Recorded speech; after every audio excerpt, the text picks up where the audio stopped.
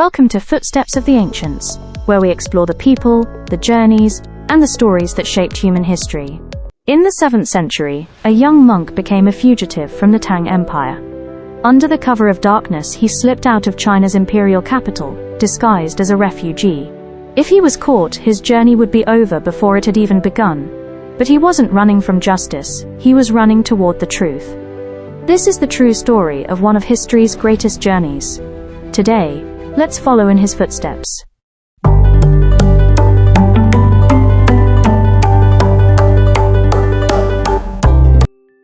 In the 7th century, Chang'an, the magnificent capital of the Tang dynasty, Buddhism was flourishing across China. Thousands of temples had been built, and Buddhist scriptures were spreading throughout the empire. Among the monks was a young scholar who had spent years studying the Buddhist scriptures. Yet the more he learned, the more questions remained unanswered. Eventually, he embraced an extraordinary ambition: to travel thousands of miles to India, the birthplace of Buddhism, to seek authentic teachings and bring the original scriptures back to China. That monk was Xuanzang.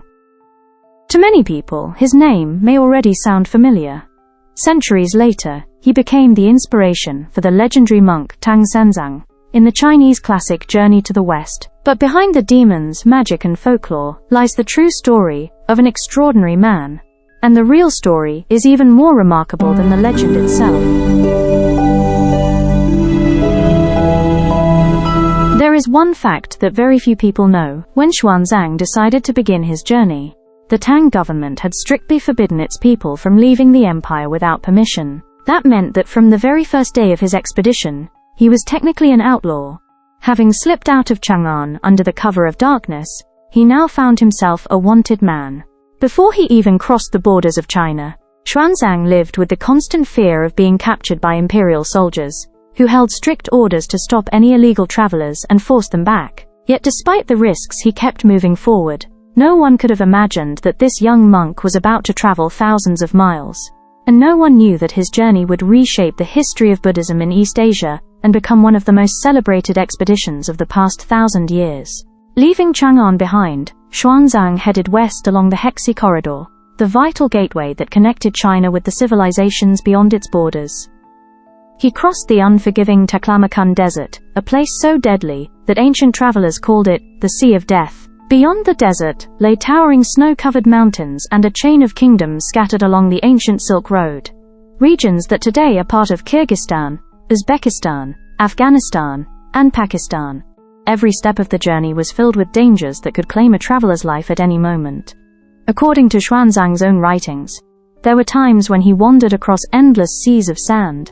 There was no one in sight, no roads, no landmarks, only wind, sand, and a silence that seemed to stretch forever.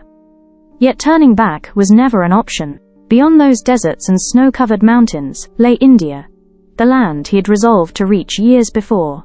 After months of crossing the harsh landscapes of the western regions, Xuanzang finally arrived at the first kingdoms along the Silk Road. There he encountered Persian merchants, caravans carrying silk, spices and precious gemstones, and cultures unlike anything he had ever known in Chang'an.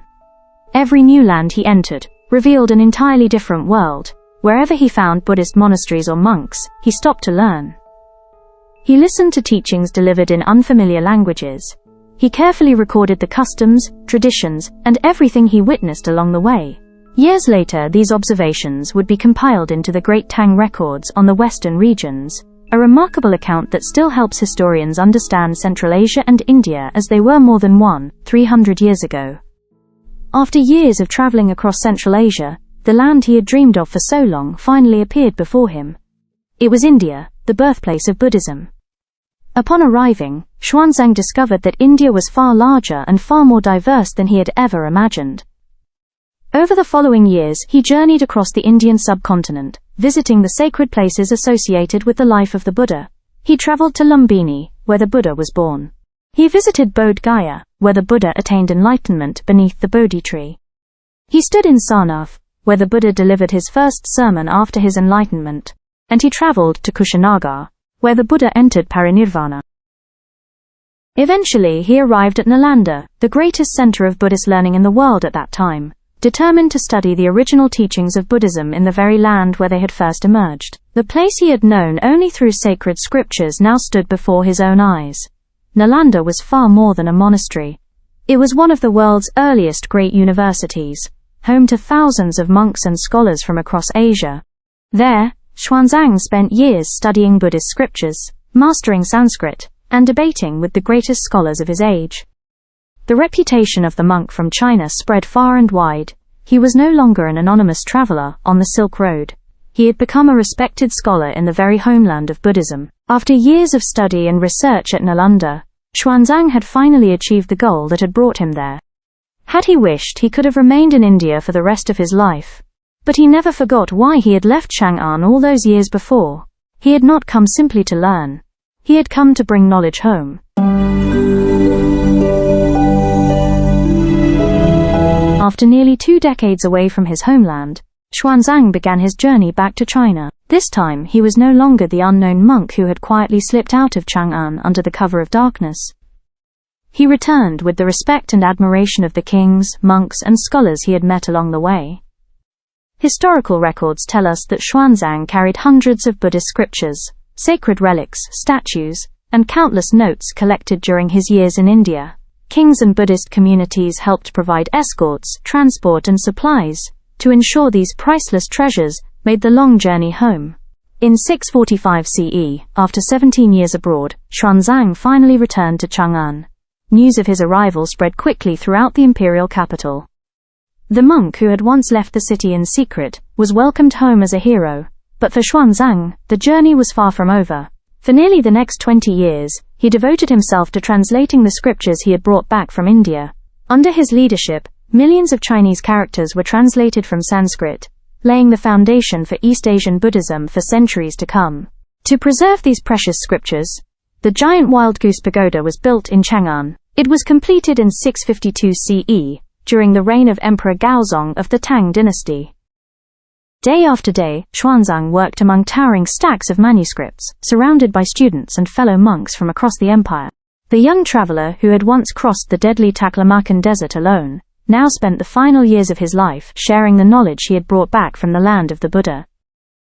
In 664 CE, Xuanzang passed away at the age of 62. He left behind no empire. He conquered no kingdoms. Yet what he left behind would endure far longer than either: knowledge, faith, and the story of a man who dared to travel thousands of miles in search of the truth. According to tradition, during the final years of his life, Xuanzang would often gaze from the giant wild goose pagoda as flocks of wild geese crossed the skies above Chang'an. Much like his own life, no matter how long the journey, no matter how far he traveled, in the end he returned to where it had all begun. Today, the giant wild goose pagoda still stands in the heart of Xi'an, the modern city that was once Chang'an. Before the ancient pagoda stands a statue of Xuanzang, quietly facing west, the direction of the journey that consumed nearly half of his life. More than 13 centuries have passed since Xuanzang took his first steps toward the west. Yet his journey continues to inspire people around the world, because some journeys never truly end. What do you think was the most incredible part of his journey? Was it surviving the deadly sea of death alone, or defying an emperor to pursue the truth? Share your thoughts in the comments below. And don't forget to subscribe to Footsteps of the Ancients as we continue exploring the remarkable people, epic journeys, and forgotten stories that shaped our world.